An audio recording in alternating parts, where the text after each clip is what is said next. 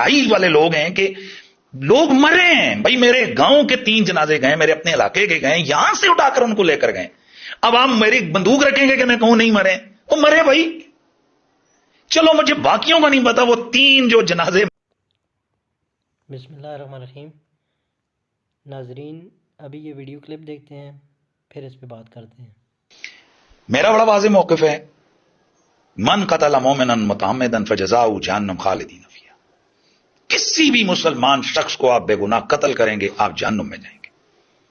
اگر خوارج بے گناہ لوگوں پہ گولیاں چلائیں تو وہ جہنم کے کتے ہیں، تو کوئی دوسرا بے گناہ کسی بھی شخص کو کوئی بھی آدمی اٹھ کے گولی مارے وہ جہنم کا کتا کیوں نہیں ہے؟ ٹھیک ہے. جو ڈی چوک میں ہوا مبینہ طور پر، کیا آپ تو یقیناً بات ہوئی ہے لوگ مرے. مجھے حیرانگی ہوتی ہے اور افسوس ہوتا ہے ان لوگوں پر جو ریاستی لوگ ہیں، یعنی ریاستی سے مراد جو حکومت کے نمائندے، کہ یار آپ کس قسم کے ڈٹائی والے لوگ ہیں کہ لوگ مرے ہیں بھائی، میرے گاؤں کے 3 جنازے گئے، میرے اپنے علاقے کے گئے، یہاں سے اٹھا کر ان کو لے کر گئے. اب آپ میری بندوق رکھیں گے کہ میں کہوں نہیں مرے؟ وہ مرے بھائی. چلو مجھے باقیوں کا نہیں پتا، وہ 3 جو جنازے میرے علاقے میں گئے وہ ہمارے جاننے والے ہیں، وہاں ہمارے اپنے علاقے کے لوگ ہیں، وہ تو یہیں پہ اسلام آباد میں اس کو گولیاں لگی، ڈی چوک میں لگی.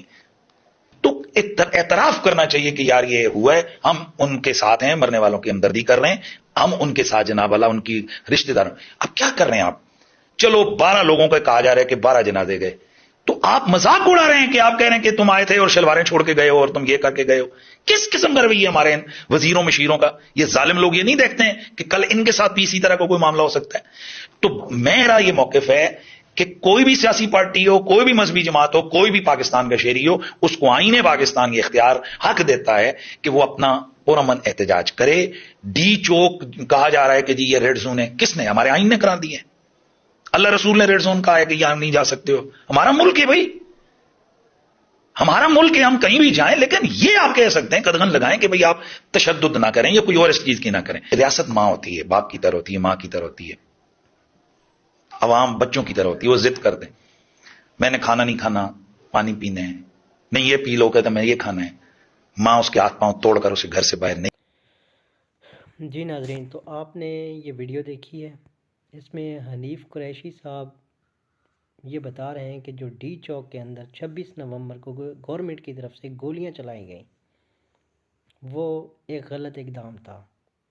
اس میں وہ یہ بھی بتا رہے ہیں کہ ریاست ایک ماں کی طرح ہوتی ہے اور وہ عوام کے ساتھ ماں کی طرح ٹریٹمنٹ کرتی ہے. مزید اس طرح کی ویڈیو دیکھنے کے لیے میرے چینل کو لائک بھی کریں، سبسکرائب بھی کریں. میں آپ کے لیے مزید اپڈیٹ لے کے آتا رہوں گا انشاءاللہ. اللہ حافظ.